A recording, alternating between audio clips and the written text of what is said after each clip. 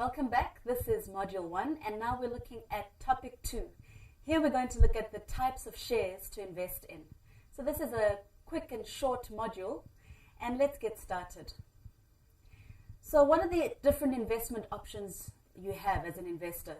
Okay, so in all honesty, there are many, more than the scope of this particular topic, but we're going to look at just three as an introduction, just to get you started, and you'll find that a lot of other options tend to be variations of what we're going to show you. So first of all, we look at bonds. We touched on that in the first topic of Module 1, and corporate bonds that we looked at was a way for companies to raise money from investors. And corporate bonds basically represents debt. So if a company issues corporate bonds to investors, they are borrowing money from investors, which means that they have debt. They are taking on debt. So a corporate bond is a debt instrument. And then you have ordinary shares. So whenever we talk about shares, they are ordinary shares.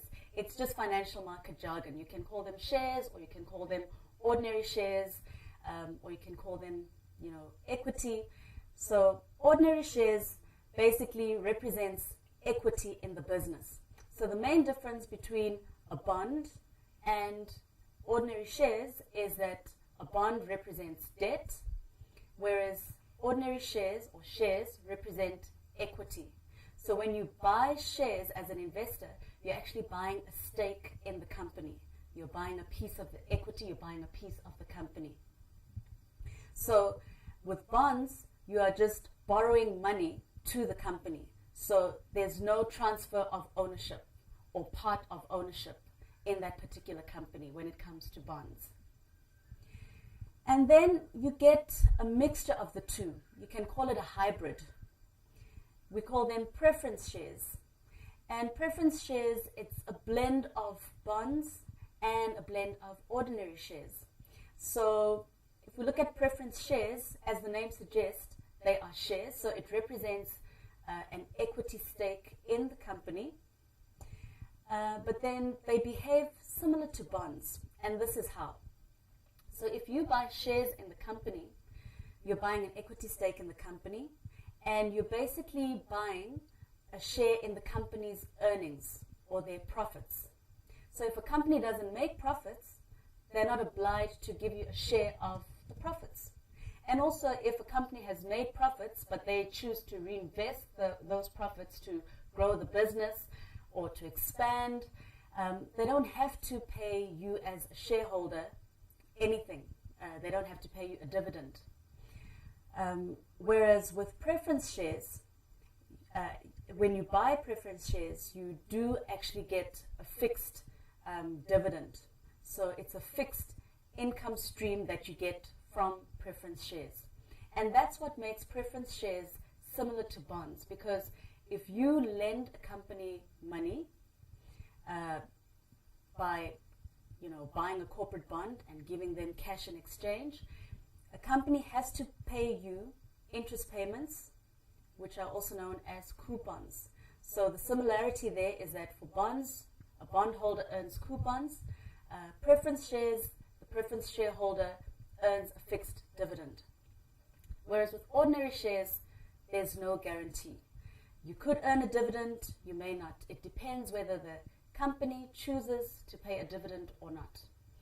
And that's also what makes shares, ordinary shares, more risky than preference shares, because with preference shares, at least you have that, that assurance that you'll be getting some sort of income stream, whereas with ordinary shares, it's not guaranteed.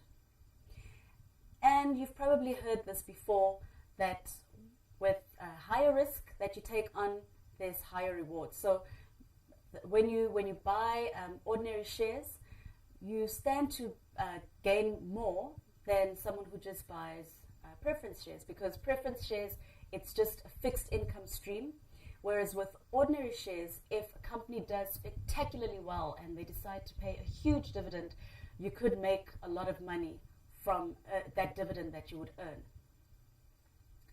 So let's have a look at the risk-reward profile or the risk-return profile. So whenever we talk about reward, it's return, and return basically what you get in return for what you've invested. So if we look at from a low to high risk, where you've got low risk, you tend to get low returns, and where you've got high risk, you tend to get high returns. So if we had to compare bonds, preference shares, and ordinary shares on this risk-return scale, what do we find? Right at the bottom are bonds, and then you have preference shares, which are less risky, and you have ordinary shares, as I've explained, which are the most risky. So, because bonds represent debt in a company, a bondholder is basically a creditor of the companies, and should anything go wrong, creditors stand first in line to get money from the company. Whereas ordinary shareholders are at the opposite end of the spectrum. If something goes wrong, they stand to lose all that they've invested in the company. So that's just touching on risk and return. And that actually brings us to the end of this topic. And then the next topic, topic 3, we're looking at the rewards of being a shareholder. So do join us for that one.